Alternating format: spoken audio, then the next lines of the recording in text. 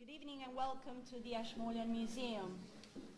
My name is Francesca Leoni. I am the curator of Islamic art here at the Ashmolean, and it gives me great pleasure to welcome tonight's guest, Professor Tariq Ramadan. Professor Ramadan is a professor of contemporary Islamic studies here at Oxford Universities, and he teaches in two faculties, that of Oriental Studies and Theology and Religion.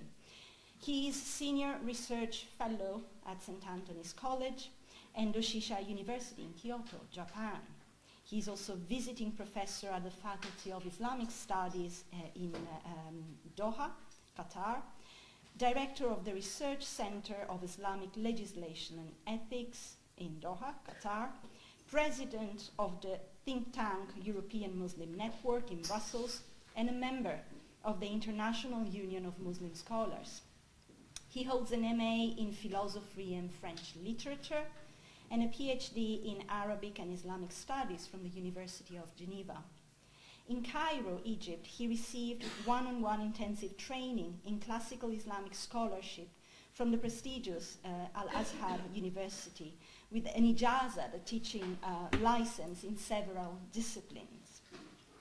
Through his writings and lectures, Professor Ramadan has contributed to the debate on the issues, on a range of issues, such as Muslims in the West and Islamic revival in the Muslim world.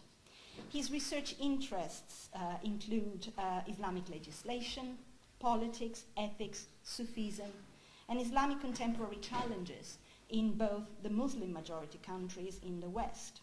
He is active both academically at grassroots levels, and he is the author of a number of wonderful books, of which I will mention just a few.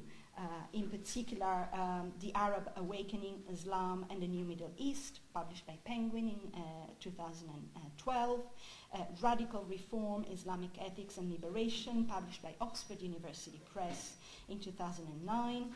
By the same publisher is also In the Footsteps of the Prophet, Lessons from the Life of the Prophet Muhammad, published in 2007, and Western Muslims and the Future of Islam, which were published in 2005. He also has two books forthcoming, which we all look forward to reading, in particular The Essential Introduction to Islam, Spirituality, Fundamentals and History, and Islamic Ethics, A Very Short Introduction. So without further ado, and shortening this very long list, which I'm sure could go on for the entire evening, please join me in welcoming Professor Ramadan.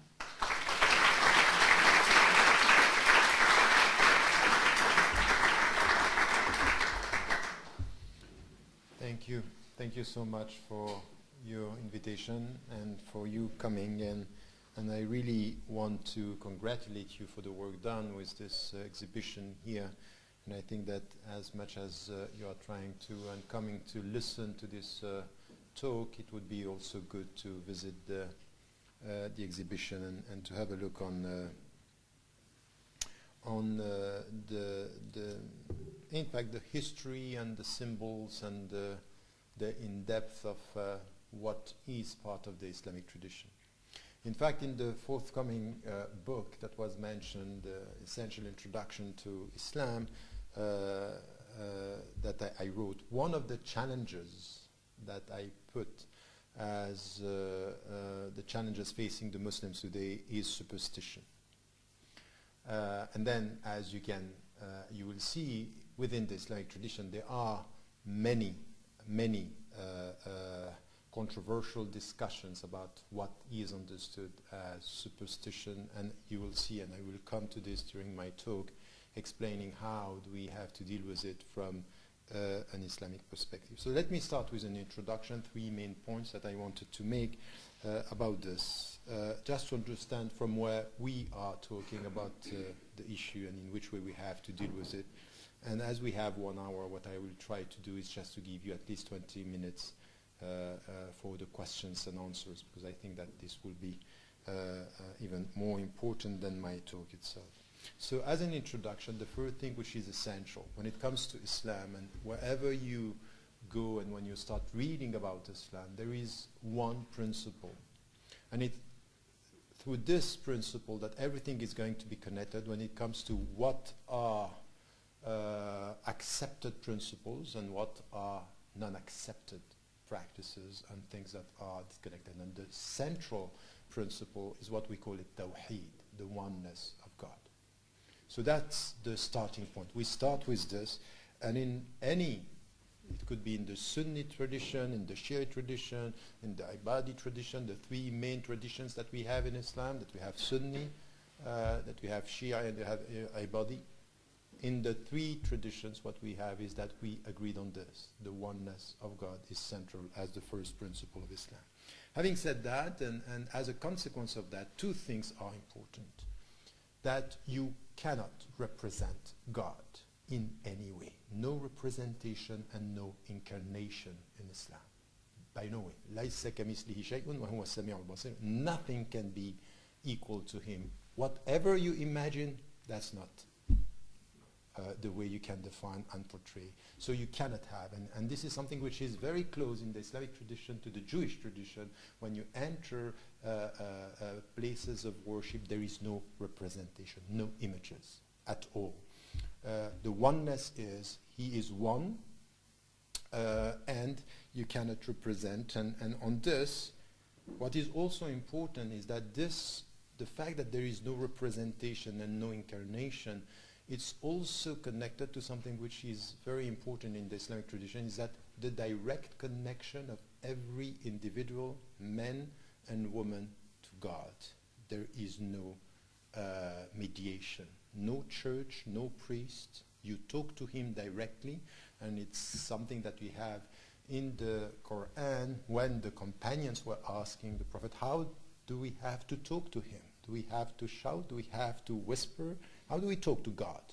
وَإِذَا سَأَلَكَ عِبَادِي عَنِّي فَإِنِّي قَرِيبٌ. If my servant is asking you about me, I'm close, and I respond to the call of the one who is calling me.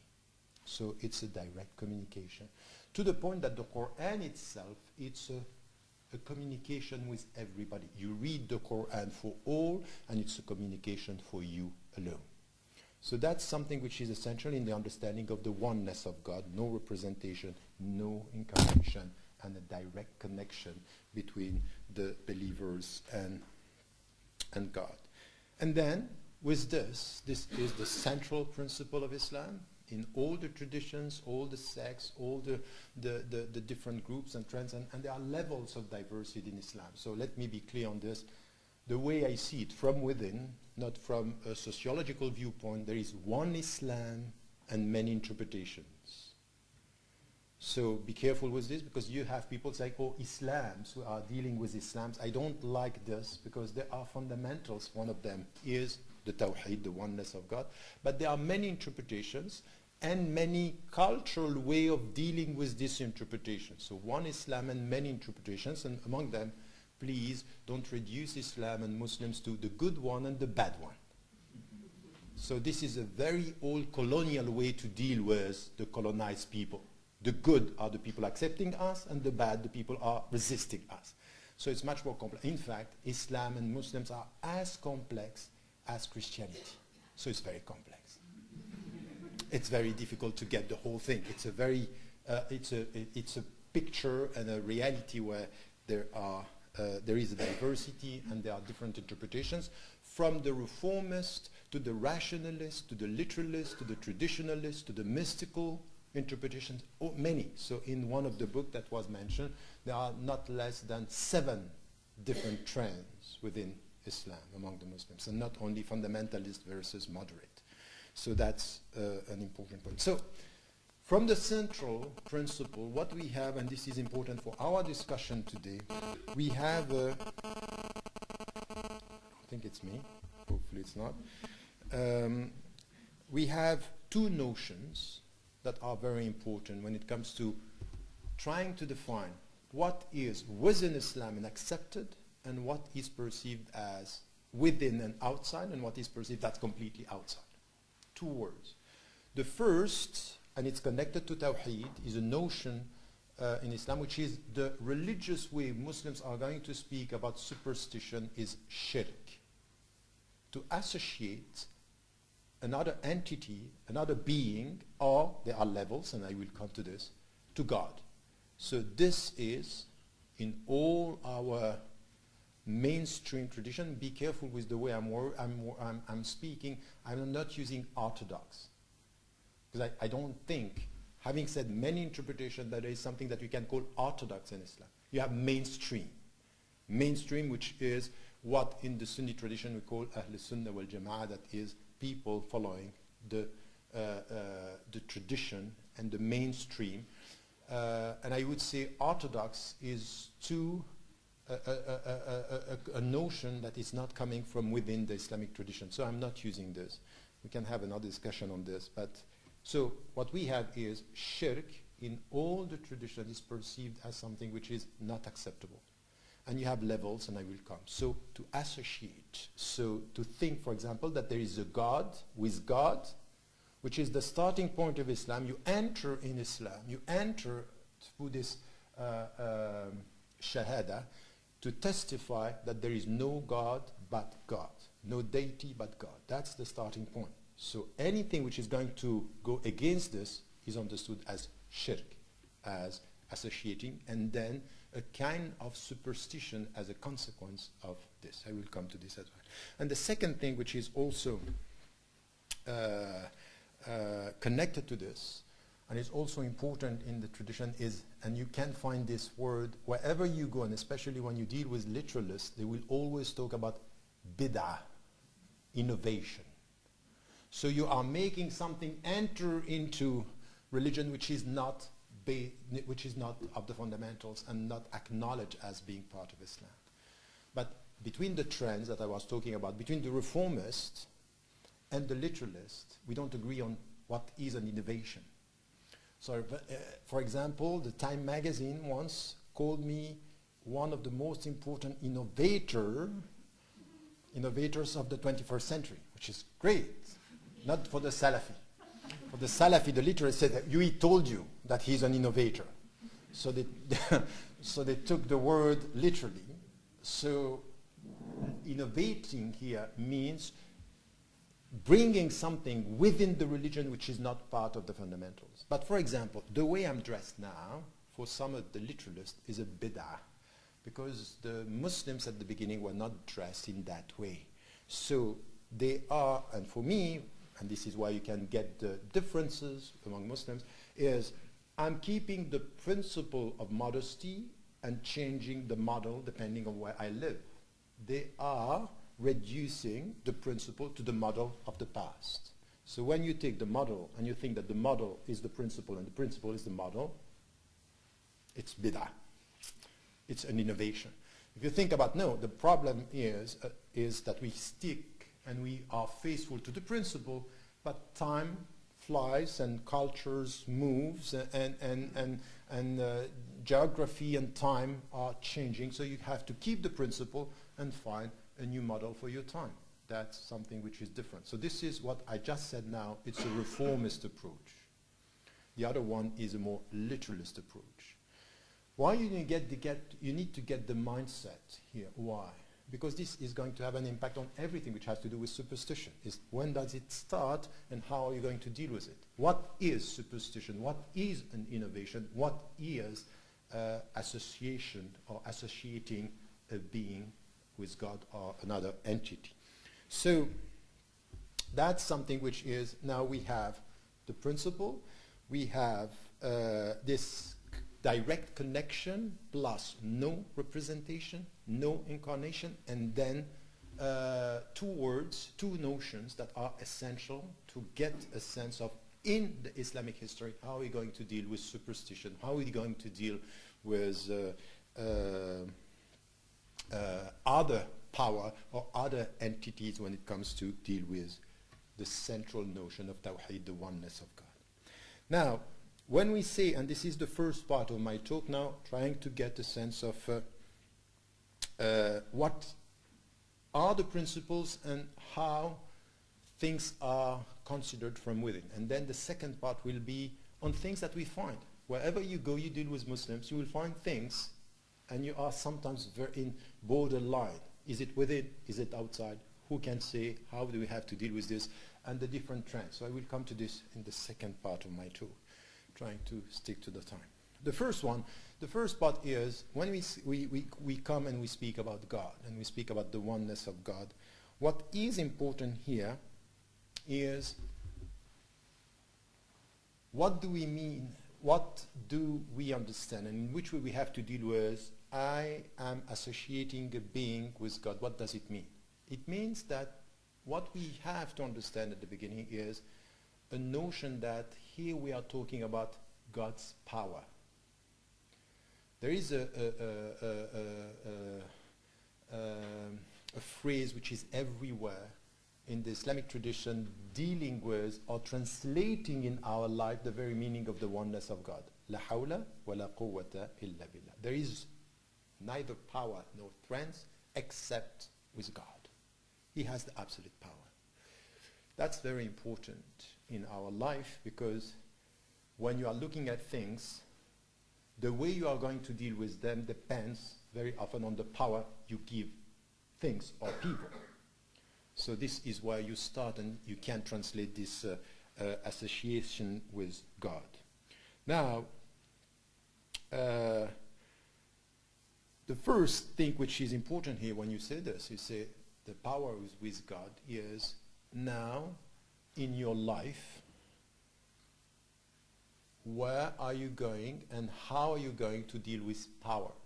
In fact, there is no deity or there is no God but God. He's the only one, and all the power is with him, means you should be cautious with all the other powers, all the other human powers and natural power, knowing that the ultimate power is his power.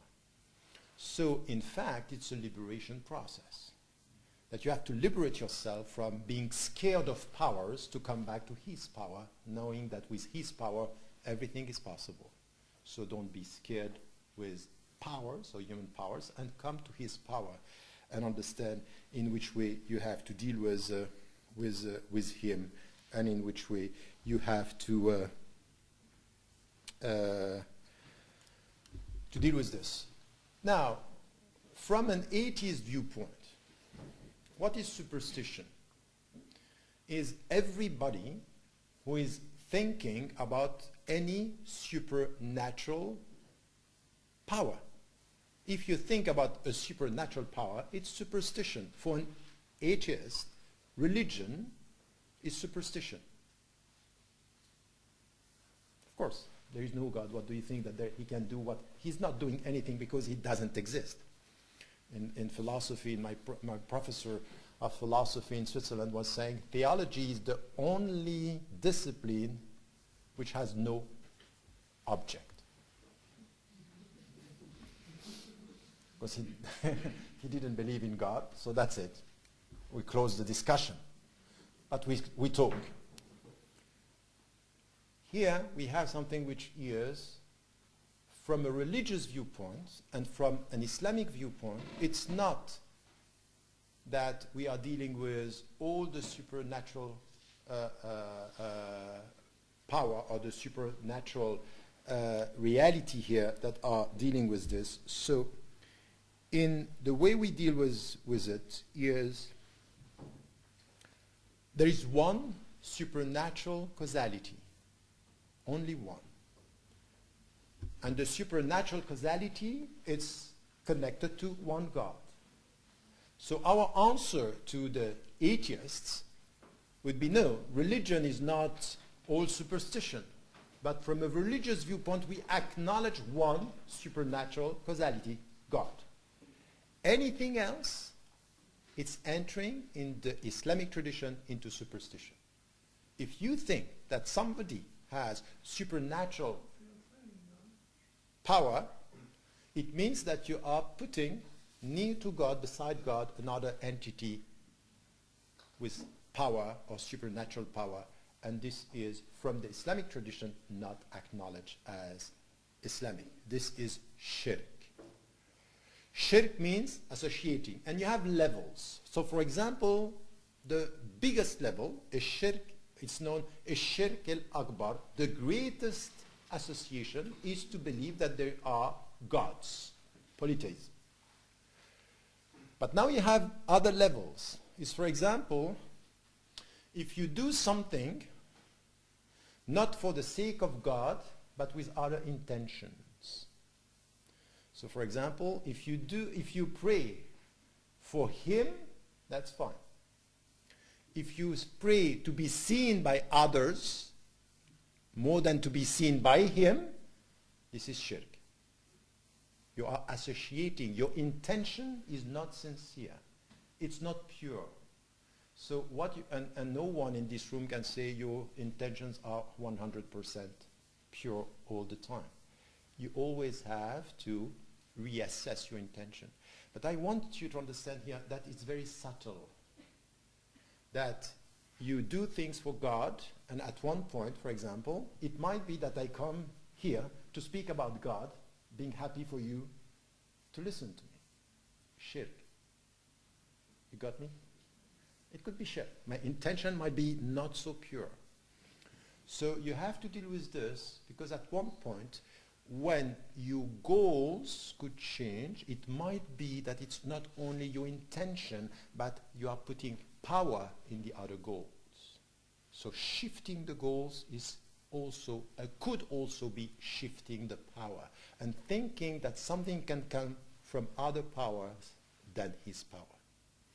So that's something which is in the Islamic mainstream tradition, something which is essential here, that you have to avoid this, the shirk at that level. So Al-Akbar, the highest level, the biggest one, and then you have the subtle one.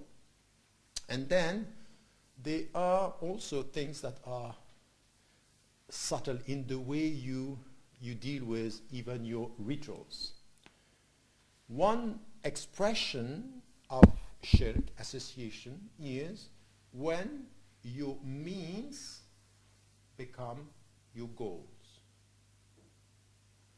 So you pray to worship God, and you end up putting all the sacred dimension in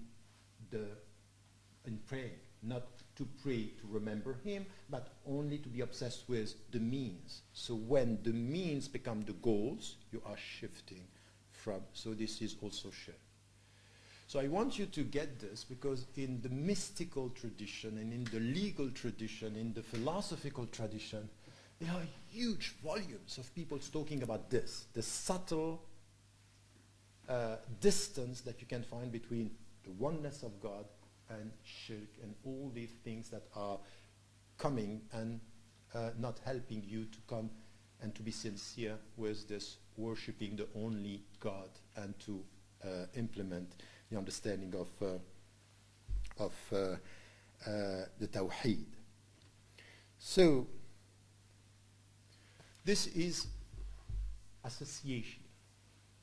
Now what we find is the translation of this is when at one point you take the means for the goal and you take and you shift the goals. This is going to have an impact on your practices. So for example, you have a teacher, and the teacher supposedly he has or she has to bring you close to God. I'm teaching you the way you have to come close to God. If at one point me, as a means towards God, becomes your reference, and you end up sacralizing me, it means that I was the means and I ended up being the goal. The Chinese Islamic proverb, I'm always saying this to the Muslims because the Chinese is not really Islamic, but you can have it Islamic, is saying when the wise mind is pointed out to the moon, the crazy one is looking at the finger. And this is the point where you are shifting the goal. You are not with God, but we are with people.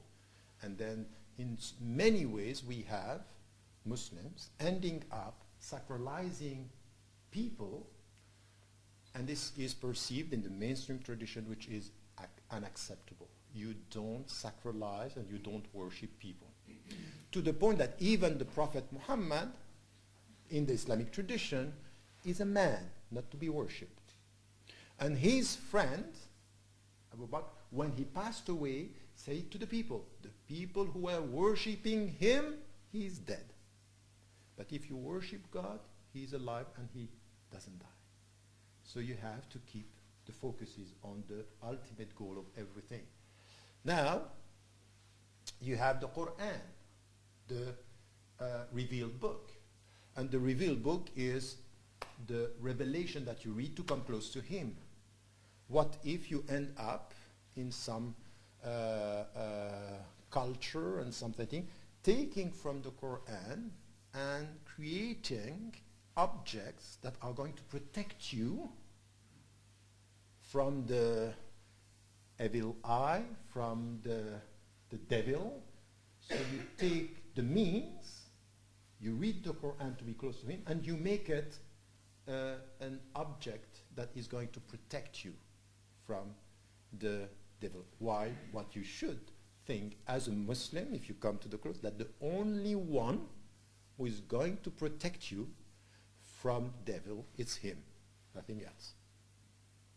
Nothing else. Anything else is that you are shifting the goal, shifting the means, forgetting the ultimate goal. So this is something which is in the Islamic tradition important when it comes to all what we have here.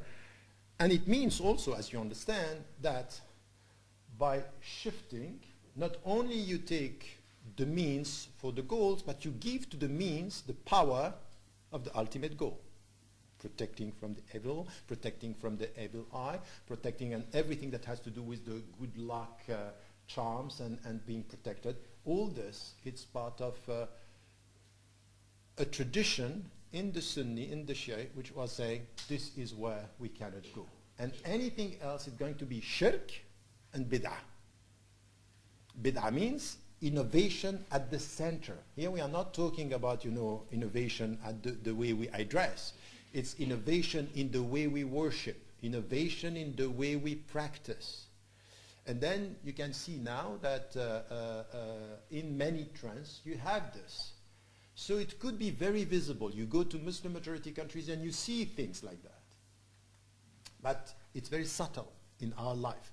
The mystical trend, the Sufi, are very often coming to deal with the subtle dimension of shirk, the hidden association to God. Is what are you associating, and what are you first associating to God, which is your first jail. In the Sufi tradition is your ego. Your ego should serve and help you to come to liberate yourself from your ego in order to worship Him. But if the ego comes between you and Him, it could be that you are going to have to associate to Him your own ego, and you do things for your ego, not for Him. So once again, there is a small God within that you don't worship, but you like very much, which is our destiny. All of us, we are dealing with that. So the ego, it's very important. And I want you to understand this, because it's not only about the visible dimension of things, it's very deep in our spiritual journey. Having said that, now I'm coming to the second part and trying to say, okay, that's all fine. And this is the theory. This is the deep teachings that we have. And it's important. This is where there are different interpretations. Now, Muslims, it's part of our tradition, also believe in jinn.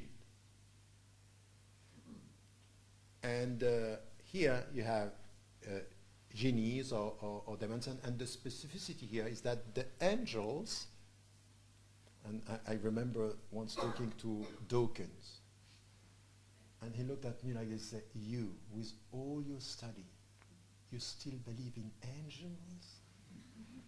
I said, yes.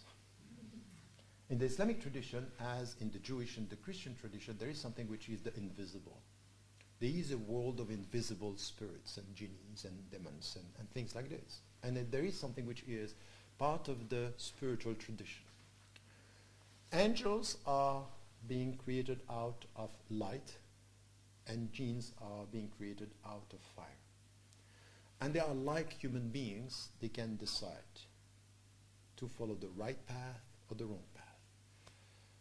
To the point that you have when you in your life, there is something which is the invisible dimension, and there is a density in the atmosphere, which is a spiritual density, a spiritual presence that you have in Islam as something which is part of our tradition.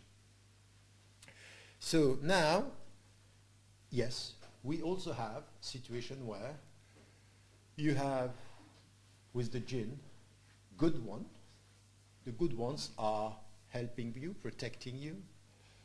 And you have the bad one, and you also can be possessed.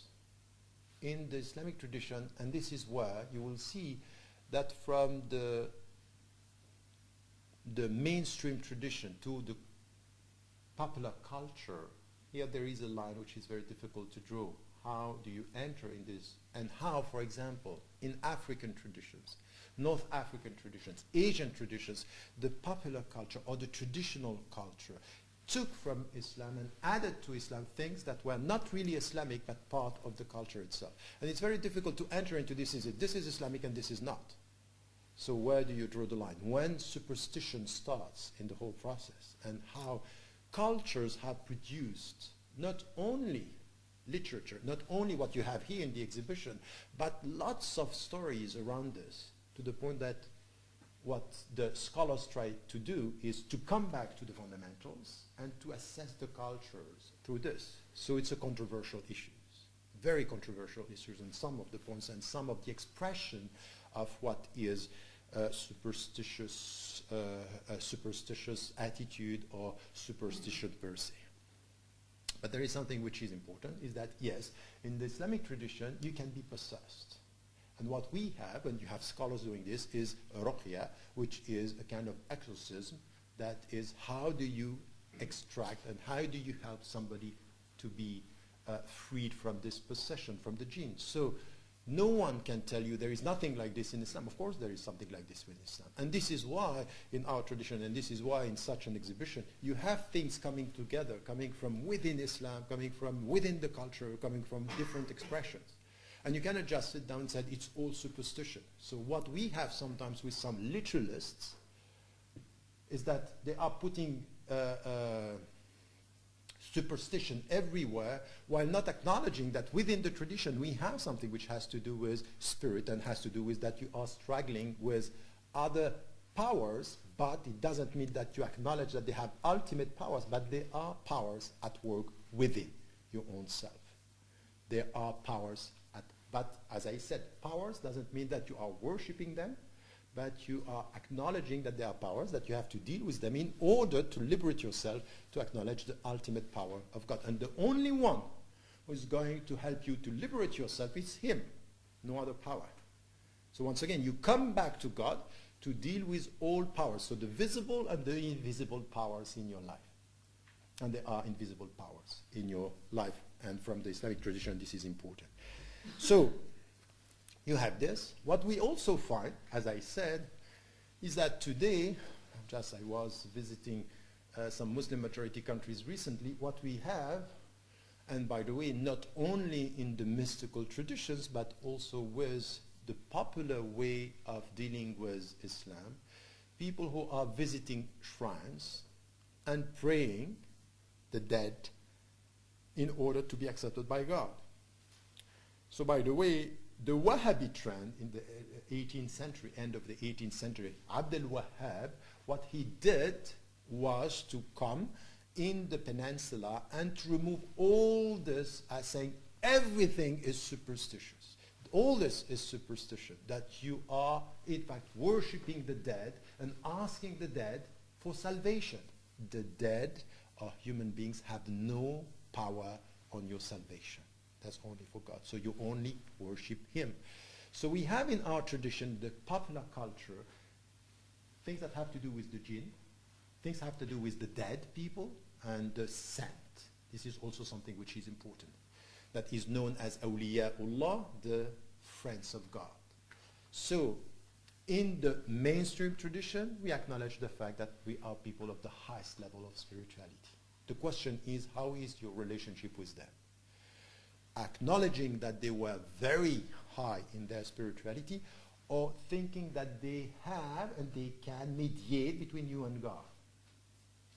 To the point that you go on some shrines in Muslim majority countries and you see the people worshipping and asking the saint to save them and to talk to them, to talk to God about them. While the tradition, as I told you, is talk to him directly, and they say, no, he is better than me, he is purer than me, he is my reference. So here we have things that are at the grassroots level, but not only, by the way, very educated people in the very deep Sufi tradition, people who are at that level of reverence and even sometimes sanctifying human beings. You cannot deny that. So the point is, I can, as a Muslim scholar, come back and say, the essential is to believe only in one God. Now, how do you go from saying this to the way you are also trying to deal with people worshipping and praying and having an attitude which is missing or confusing means and goals, giving some power to other than God, and having or even worshipping in a way physical reality or invisible reality the way they are doing it. So you have one trend which is today very powerful in rejecting all this is the Salafi and the literalist and the traditionalist that are very powerful on this. But by the way, what I want you to understand is that the mainstream Muslim traditions are rejecting anything which has to do with all these manifestations. But still, it's there at the local level, and you have to deal with it.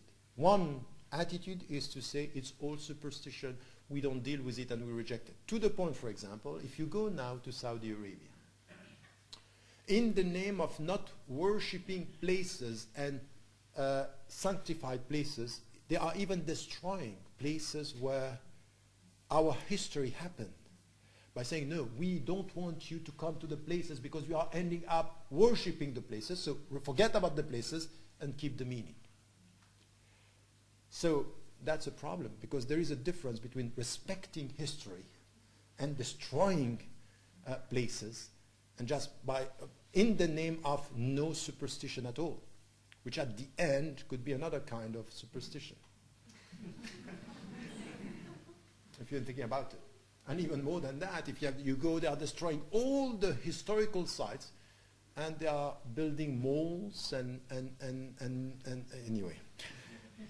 What is happening around the Kaaba today, in Mecca, the center of Islam is just to look what is happening, the luxury hotels, the malls that we have, and everything else should. So you can end up dealing with capitalism and spending money, but anything which has to do with the memory has to be destroyed, because we don't want worshipping other than God and anything that has to do with the places. There is something which is a deep problem here in the way the literalists are dealing with popular culture. How do we deal with this? So you can be strict on the principles, but you have to understand from where the people are coming, in which way they are translating their spiritual things, and in which way, for example, you end up, how are you going to teach the people? Be careful. A teacher is not somebody to worship. So you cannot just say it's shirk, it's bid'ah, and you put them outside Islam, because for many, all the people who are doing this are outside Islam. So go now to African countries and look at the popular culture. North African country, look at the popular culture. Go to Egypt, for example, you have Hussein, you have all the people coming, and there is an attitude which is problematic from a strict Islamic perspective, but still this is the popular way the people are coming to religion. How do you deal with it, and you educate people, and you deal with the expression of all these things here that we have. And yes, we also have a problem in the popular, and not only in the popular culture, even in the West, even with Muslims leaving even in the United States or European countries, we have this perception that somebody can put a spell on you, so you have a problem somewhere. There is somebody somewhere. And you end up having a de-responsibilized way of dealing with problems. If I have this problem with my husband or my wife, oh, it's coming from them. I know, the family there. So I'm not joking. I'm dealing with this day in, day out. People saying, there is a jinn. There is a jinn in the house. And it's coming from there. They are just putting a spell on us. So we have to deal with the reality of this, because this is where it's very difficult to see what is coming from the tradition with the jinn and what is coming from the popular culture, which is superstition here. And you have to deal with this. Having said all this, you can see that it's a complex reality between the principles and the reality. And in our history, and I will end with this just to give you the time to deal with this. What is important for me is that, for example, for some, this exhibition is completely against the fundamentals of Islam, because it's just talking about superstition. So in fact, we should not even talk about it, because it's distorting Islam from within, which I heard this by somebody telling me, how come he can be involved in this? This is destroying Islam.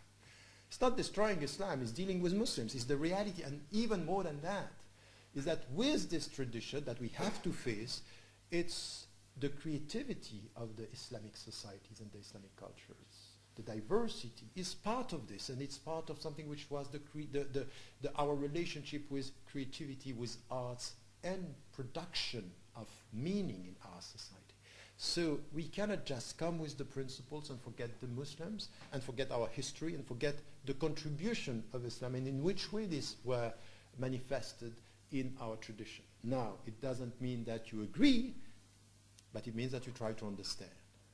And you try to understand in which way this could be counterproductive. Because at the end, if you are obsessed with supernatural causality in your life, and if you believe in God, thinking that there are other causalities, and at the end you de-responsibilize yourself, and you end up worshipping human beings. And for example, in mystical tradition, you have people worshipping their leader or their scholars in a way which is really problematic. So you have to deal with this.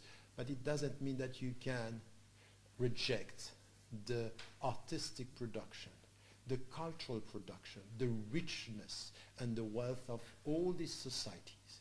Now we have to deal with this. So how can you keep the richness without betraying the principles?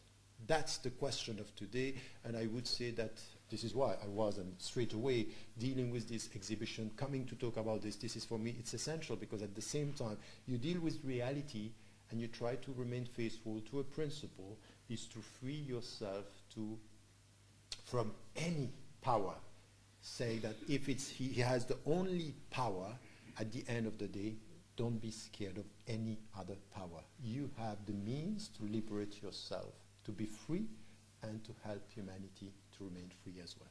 So that's the introduction to our discussion this evening. Thank you.